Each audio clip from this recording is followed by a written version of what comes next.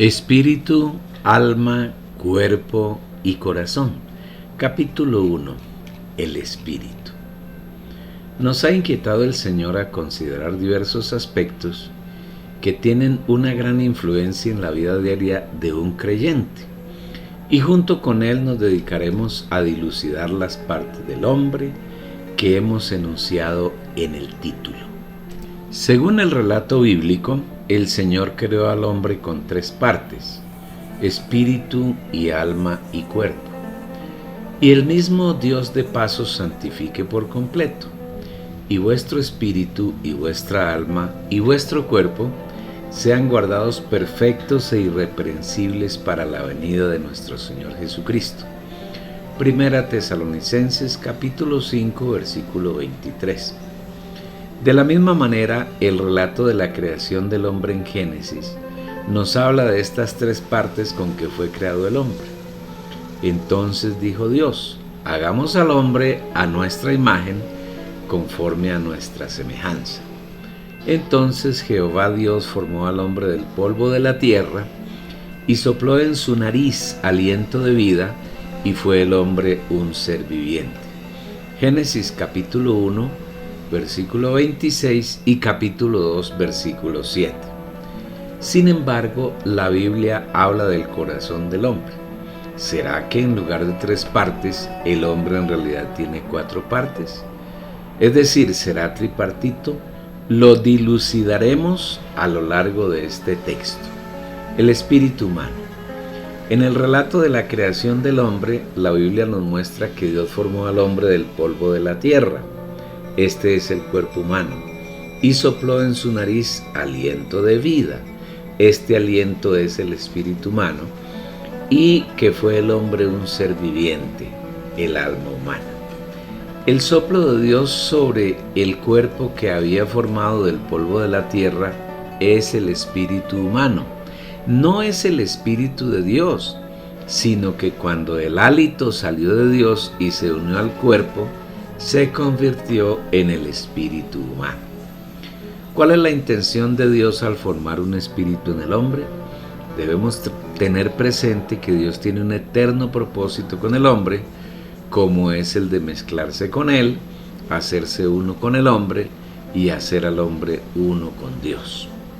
Por esta razón, Dios formó un espíritu en el ser humano, pues Dios es espíritu, y para mezclarse con el hombre necesita poner un espíritu en él. Dos, sustancias de la misma naturaleza están en capacidad de mezclarse, de unirse indisolublemente. Dios es espíritu y creó al hombre con espíritu, con la intención de cumplir con él su eterno propósito. Podemos afirmar que en la creación Dios creó el universo, y en este vasto universo puso un planeta especial que es la Tierra, y en esa Tierra puso una criatura igualmente especial que es el hombre, y en ese hombre creó Dios un espíritu con el fin de mezclarse, hacerse uno con él. Se puede afirmar entonces que Dios creó el universo para la Tierra, que creó la Tierra para el hombre y creó al hombre con un espíritu para que el hombre fuera suyo. Jehová, que extiende los cielos y funda la tierra, y forma el espíritu del hombre dentro de él. Zacarías capítulo 12, versículo 1. Desde otra óptica, cuando Dios decidió crear al hombre, se propuso hacerlo a su imagen, conforme a su semejanza. La imagen es la capacidad que tiene el hombre de recibir y contener a Dios. Y el vaso humano que puede recibir y contener a Dios es el espíritu. Luego el espíritu humano es la imagen de Dios.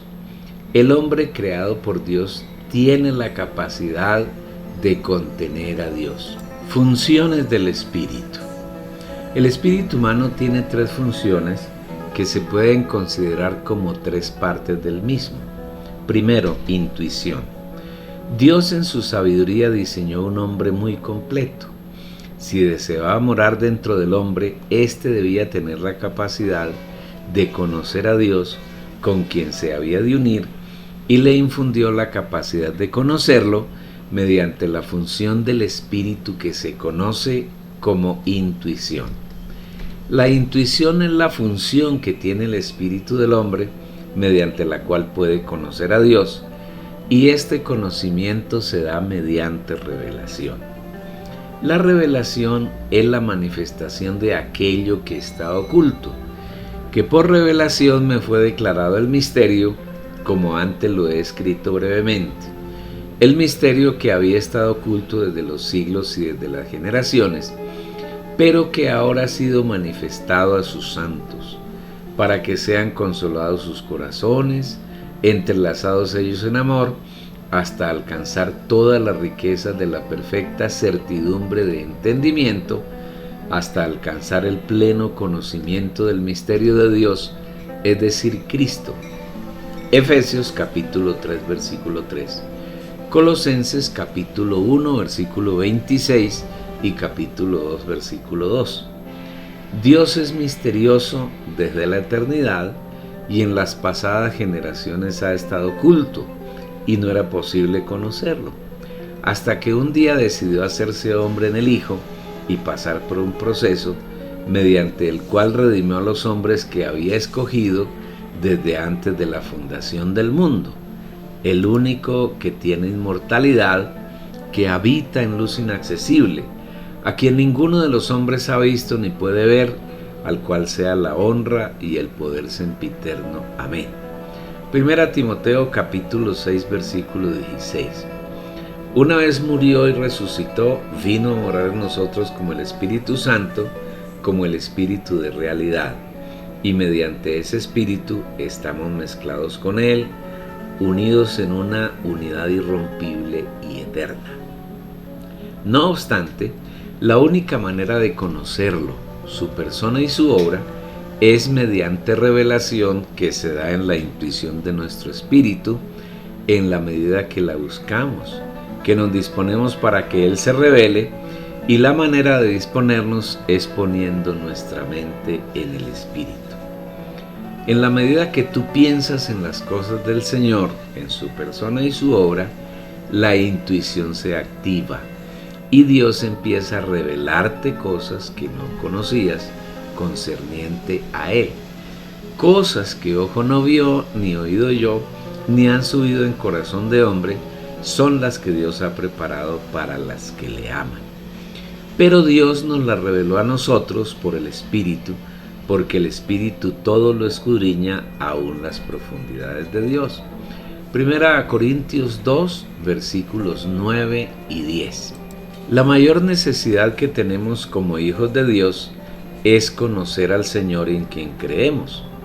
Es necesario saber quién es Él, su persona, saber de sus atributos y virtudes, conocer sus deseos y anhelos, su forma de proceder, su pensamiento, sus planes y en fin todo lo que concierne a Él. Todo esto es posible solamente si nos habituamos a usar la intuición de nuestro espíritu humano, donde se da la revelación. Igualmente necesitamos tener revelación acerca de su precioso plan de redención que efectuó a favor nuestro y conocer cómo podemos aplicar en nuestro vivir cada uno de los pasos que Él dio para redimirnos.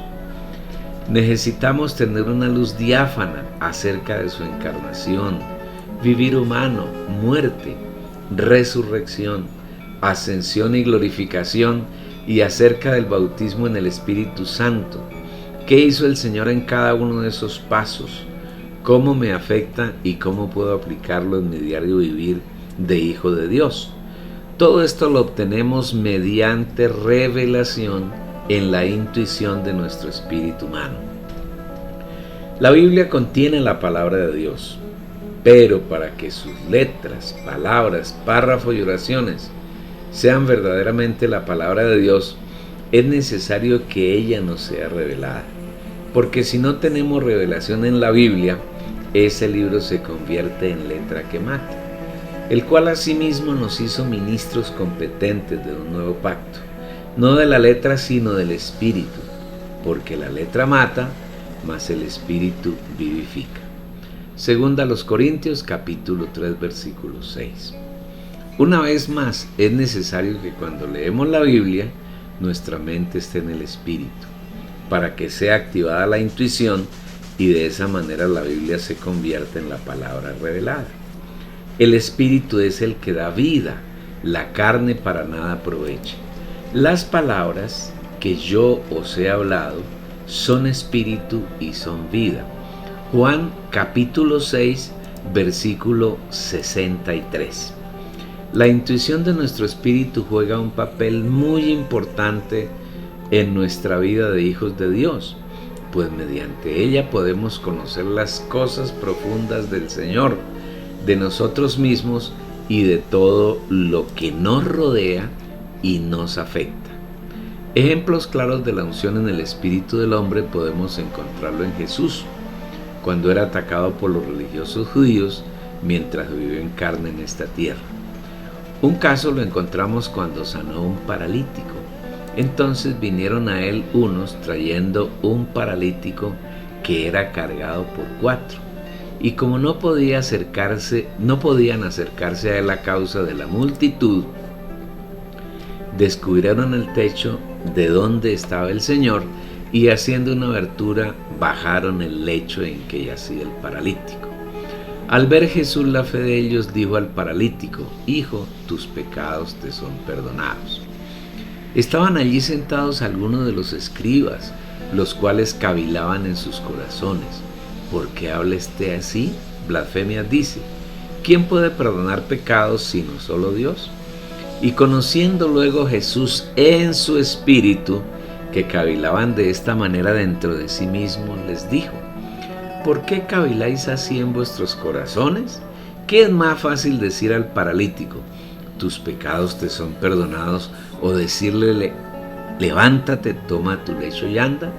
Pues para que sepáis que el Hijo del Hombre tiene potestad en la tierra para perdonar pecados, dijo al paralítico: a ti te digo, levántate, toma tu lecho y vete a tu casa. Entonces él se levantó enseguida y tomando su lecho, salió delante de todos, de manera que todos se asombraron y glorificaron a Dios diciendo: nunca hemos visto tal cosa. Marcos capítulo 2 versículos 3 al 12. Puedes ver que el reproche de los escribas y fariseos por el hecho de que hubiese perdonado los pecados del paralítico no se dio mediante palabras, sino que ellos cavilaban en sus corazones. El Señor discernió su murmuración mediante la intuición de su espíritu humano.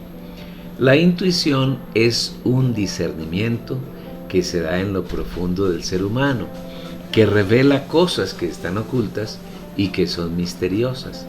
Y de ella habla la Biblia en diferentes ocasiones, como es el caso de don de discernimiento de espíritus que menciona Pablo en 1 Corintios capítulo 12 versículo 10, a otro discernimiento de espíritus. Juan nos anima a que en nuestro diario vivir debemos ejercer ese don. Amados, no creáis a todo espíritu, sino probad los espíritus si son de Dios, porque muchos falsos profetas han salido por el mundo. Primera de Juan capítulo 4 versículo 1. Debido a la ausencia del don de discernimiento de espíritus que hay en el cristianismo, sus congregaciones están llenas de falsos profetas, falsos maestros y falsos cristos. Esto se da porque los cristianos, aunque saben que tienen un espíritu, no saben cómo usarlo. No tienen idea de cómo poner en acción su espíritu humano. Respondiendo, Jesús les dijo: mirad que nadie os desvíe, porque vendrán muchos en mi nombre diciendo: yo soy el Cristo, y a muchos desviarán. Muchos falsos profetas se levantarán y extraviarán a muchos, porque se levantarán falsos cristos y falsos profetas y harán grandes señales y prodigios, de tal manera que engañarán, si fuera posible, aún a los escogidos. Mateo capítulo 24 versículos 4, 5, 11 y 24. Vivimos en este tiempo profetizado por el Señor, falsos profetas, falsos maestros y falsos cristos hay por millares en la tierra, porque estamos viviendo la antesala de la gran tribulación y es necesario tener mucho cuidado porque el Señor advirtió que de ser posible serían engañados aún los escogidos. Ojo, escogido, querido hermano, tú también puedes ser engañado. Por la ausencia del ejercicio de la intuición del Espíritu, todos los cristianos y los escogidos de Dios que están entre ellos siguen a los falsos maestros que lideran la totalidad de las congregaciones cristianas, los dos catolicismos y las iglesias evangélicas, junto con la iglesia anglicana y las iglesias del recobro, y están viviendo en el engaño. Creen que siguen y sirven al Señor, y en realidad siguen y sirven a Satanás. Segunda, comunión. Es otra de las funciones del espíritu humano y sobre ella debes rogar al Señor que te dé revelación y conocimiento acerca de esa función maravillosa de tu espíritu para que a diario la ejercites, la vivas y tengas realidad en tu vida de creyente. Definir los términos espirituales no es fácil, porque por más amplio que sea un lenguaje, nunca podrá abarcar la inmensidad de las palabras que el Señor ha incluido en la Biblia. No obstante, podemos decir que la comunión es el mutuo fluir que se da entre Dios y sus hijos, entre tú y el Señor, cuando pones tu mente en el Espíritu y el Señor empieza a fluir desde Él para llenarte con todas sus riquezas. Cuando estamos en comunión con el Señor, su hablar, su palabra fluye hacia nosotros y sin darnos cuenta se da la revelación. Es decir, el Señor nos muestra cosas que nadie ha visto, ni oído, ni pensado. Cosas que ojo no vio, ni oído oyó, ni han subido en pensamiento de hombre, son las que Dios ha preparado para los que le aman. 1 Corintios capítulo 2, versículo 9. La comunión es igualmente el disfrute mutuo que hay entre el Señor y los creyentes. Cada vez que entras en tu espíritu poniendo tu mente en Él, comienza a fluir un torrente que contiene todas las riquezas del Señor, su persona y su obra de redención.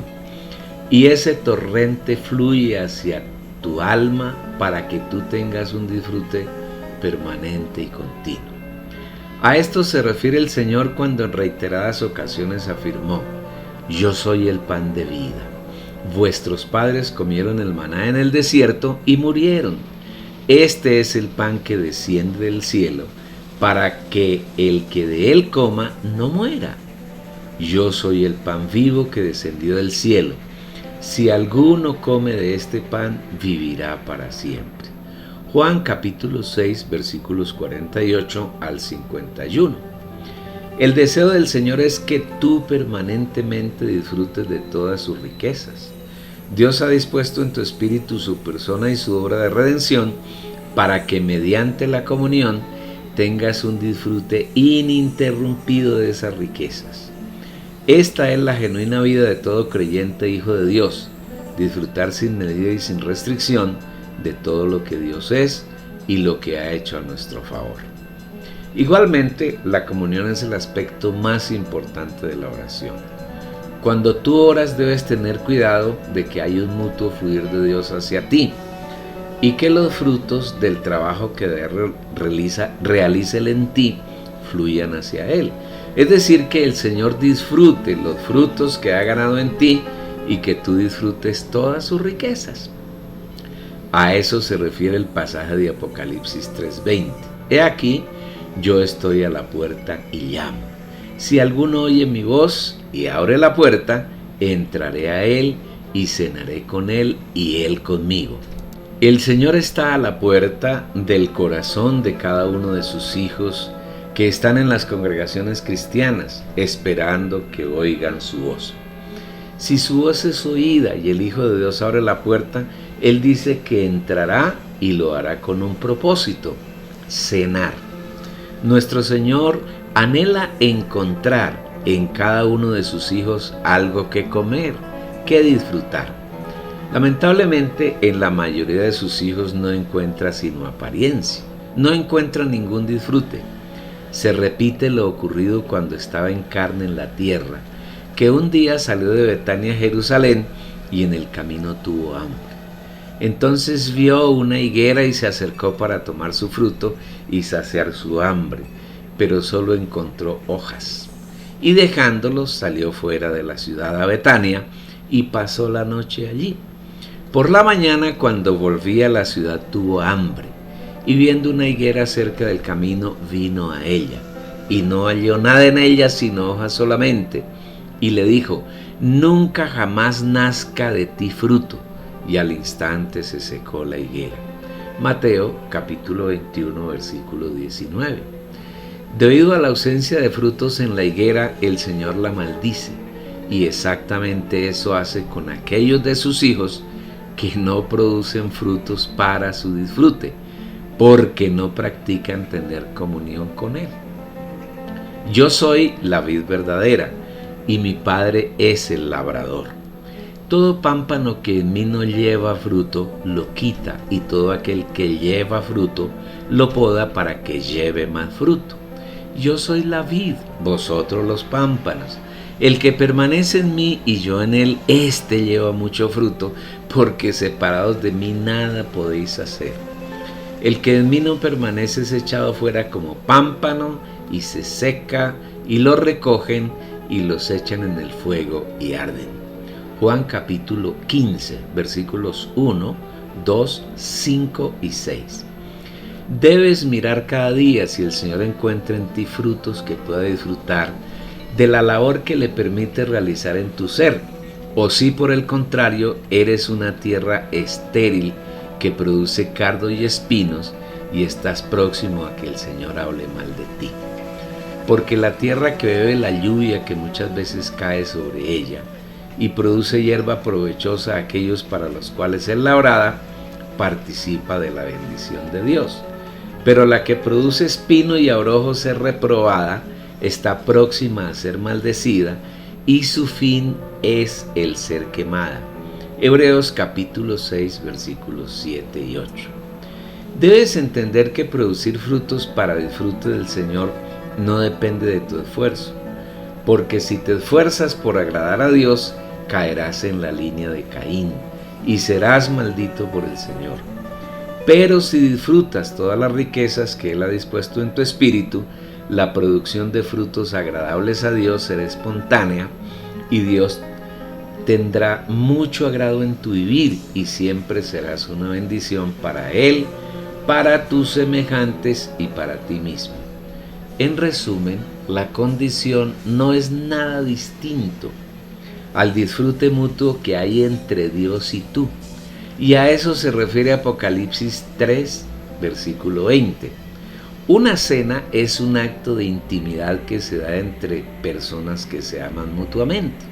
El Señor te ha amado desde la eternidad, tú lo amas desde que creíste en Él y ahora tú y Él tienen un banquete permanente donde Él disfruta de ti y tú lo disfrutas sin medida. Esta es la genuina vida de la iglesia, el verdadero vivir del cuerpo de Cristo, la genuina realidad de vivir en Cristo. Esta es la comunión del espíritu humano. Tercera función, conciencia. Es otra de las funciones que hay en el espíritu humano. Podemos decir que la conciencia es una especie de alarma que nos indica cuando los pensamientos, las palabras y los hechos de un hijo de Dios son agradables a Él o por el contrario son reprochables. Nuestra conciencia se mancha fácilmente por falta de las causas que podemos cometer delante de Dios o ante los hombres, y por eso debemos procurar que ella se mantenga limpia. Y por esto procuro tener siempre una conciencia sin ofensa ante Dios y ante los hombres. Hechos capítulo 24, versículo 16. La conciencia del espíritu puede caer en dos extremos perniciosos, de los que debemos cuidarnos, manteniendo una permanente comunión con el Señor. Los dos extremos son tener una conciencia cauterizada o poseer una conciencia hipersensible. La conciencia cauterizada, como lo indica ese nombre, es una conciencia que se ha vuelto insensible a los requerimientos del Señor. No sabe escuchar la voz del Señor y no tiene capacidad de reaccionar cuando Dios requiere algo de la persona. Esto se da en mayor medida en los incrédulos, pero puede ocurrir que un hijo de Dios, debido al poco ejercicio de su espíritu, su conciencia se vuelva insensible y pierda la capacidad de saber qué es agradable al Señor y cuáles de sus hechos el Señor rechaza. Manteniendo la fe y la buena conciencia, desechando la cual naufragaron en cuanto a la fe algunos, entre los que están Himeneo y Alejandro, a quienes entregué a Satanás para que aprendan a no blasfemar. 1 Timoteo capítulo 1 versículos 19 y 20. Permitir que la conciencia se cauterice es tener un naufragio en cuanto a la fe. Es decir, quien cae en esa situación pierde toda sensibilidad frente al hablar y la voluntad del Señor. Que si después de recibir el conocimiento de la verdad pecamos deliberadamente, ya no queda otro sacrificio por el pecado, sino la espera angustiosa de un juicio y el fuego voraz que consumirá a los rebeldes. Hebreos capítulo 10 versículos 26 y 27. El otro extremo en que un creyente puede caer es el de tener una conciencia hipersensible, que considera que casi todas las actividades de la vida en el mundo son pecado. Cualquier cosa que la persona oiga, vea o haga, considera que es pecado, y su conciencia débil se llena de acusaciones que Satanás aprovecha para hacer que la vida de esa persona sea una tortura y no logra vivir en paz un solo momento. Esta es una conciencia débil. Casos de estos se dan en personas que siguen y viven la religión cristiana, especialmente en grupos donde hay miles de mandamientos que imponen los líderes. Por ejemplo, en algunas iglesias cristianas las mujeres nunca pueden usar un pantalón, no pueden usar productos que mejoren su apariencia y hacen que sus feligreses sean descuidados en su presentación personal y en general en su vivir. Por tanto, nadie os juzgue en comida o bebida, o en cuanto a días de fiesta, luna nueva o días de reposo, todo lo cual es sombra de lo que ha de venir, pero el cuerpo es de Cristo. Que nadie os prive del premio de la victoria, nadie dedicado a mortificaciones y culto de ángeles, enfrascado en sus visiones, hinchado sin razón en su propia mente carnal, y no haciéndose de la cabeza, en virtud de quien todo el cuerpo, nutriéndose y uniéndose por las coyunturas y ligamentos, crece con el crecimiento que da Dios. Pues si habéis muerto con Cristo a los rudimentos del mundo, ¿por qué, como si vivieseis en el mundo, os sometéis a preceptos tales como no manejes, ni gustes, ni aun toques, en conformidad a mandamientos y doctrinas de hombres, cosas que todas se destruyen con el uso?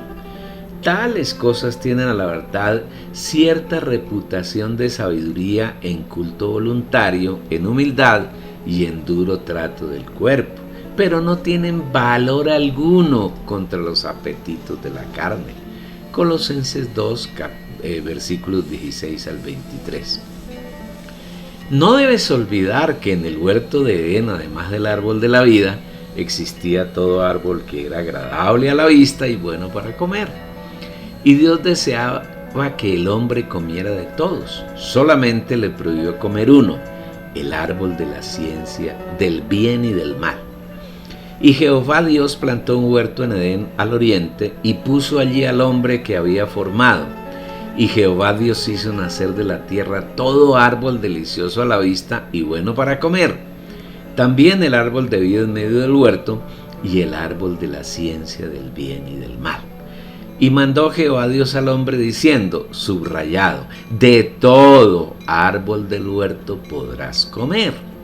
De todo árbol del huerto podrás comer, mas del árbol de la ciencia del bien y del mal no comerás, porque el día que de él comieres, ciertamente morirás. Génesis capítulo 2, versículos 8 y 9 y versículos 16 y 17. Como hijos de Dios no debemos permitir que las personas nos impongan mandamientos que están fuera del deseo y la voluntad del Señor. Y esto podemos lograrlo viviendo por la unción y no siguiendo a hombres, sino siguiendo al Cordero por donde quiera que va. Os he escrito sobre los que os engañan, pero la unción que vosotros recibisteis de Él permanece en vosotros y no tenéis necesidad de que nadie os enseñe. Así como la unción misma os enseña todas las cosas y es verdadera y no es mentira, según ella os ha enseñado, permaneced en Él. Primera de Juan capítulo 2 versículos 26 y 27. Debemos ser claros en el asunto del gobierno de la iglesia y entender que las iglesias de los hombres son gobernadas por hombre: papa, cardenales, obispos, curas, patriarcas, pastores, reverendos, etc. Pero la iglesia de Dios es gobernada exclusivamente por Él y lo hace por medio de la unción. La unción la tienes tú. Un hijo de Dios que vive por la unción jamás tendrá problemas de conciencia y su vivir en el Señor será totalmente equilibrado. La salvación del espíritu. El espíritu humano de un hijo de Dios es salvo instantáneamente en el momento en que ese hijo de Dios cree en el Señor y lo recibe. Mas a todos los que le recibieron, a los que creen en su nombre, les dio potestad de ser hechos hijos de Dios. Juan capítulo 1 versículo 2.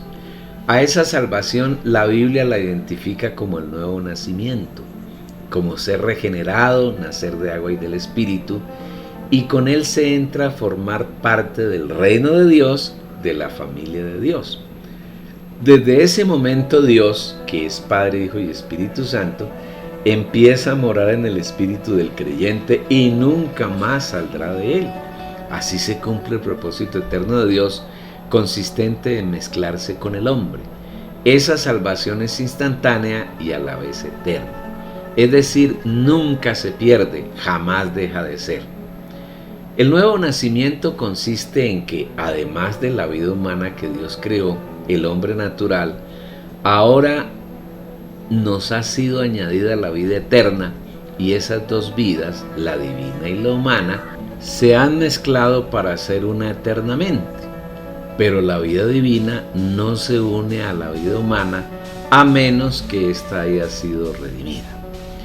Esta es la razón por la que el Señor Jesús, siendo Dios el Espíritu, no moró dentro de los discípulos cuando anduvo con ellos en la tierra por más de 3 años, porque los discípulos tenían en su ser la naturaleza pecaminosa de Satanás.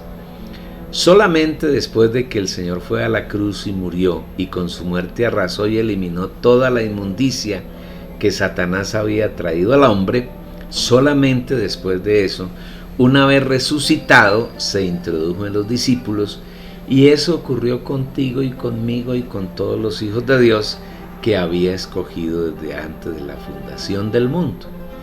Como hemos nacido de nuevo, hoy el Señor mora en ti y en mí por la eternidad, y no podemos separarnos. El Señor nos ha unido a Él para toda la eternidad. La salvación comienza por nuestro espíritu humano, se da en un instante y desde ese instante somos salvos para siempre. No podemos perdernos jamás, nunca iremos al lago de fuego.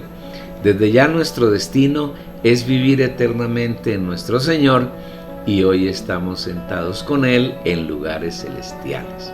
Y juntamente con Él nos resucitó y asimismo nos hizo sentar en los lugares celestiales con Cristo Jesús. Efesios capítulo 2 versículo 6. ¿Habías visto esto antes acerca de tu espíritu humano que está en ti y en el cual mora el Señor?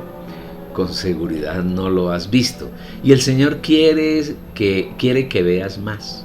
Si tú aprendes a vivir en comunión con Él, si buscas revelación, y aprendes a tener una conciencia sin ofensa delante de Él. Esperamos que puedas disfrutar mucho esta palabra. Esto es apenas un abrebocas. Toda la revelación está por venir y la encuentras en tu espíritu. Ve al Señor, pon tu mente en el Espíritu y disfrútalo, y Él te dará mucha revelación. Y ayuda a que otras personas, tus familiares, tu esposa, tu marido, tus hijos, tus abuelos, tus padres, tus tíos, tus primos, bueno, y a quienes conozcas, ten compasión de ellos y ayúdalos enviándoles la dirección de esta página. Aún puedes bajar este video y enviarlo.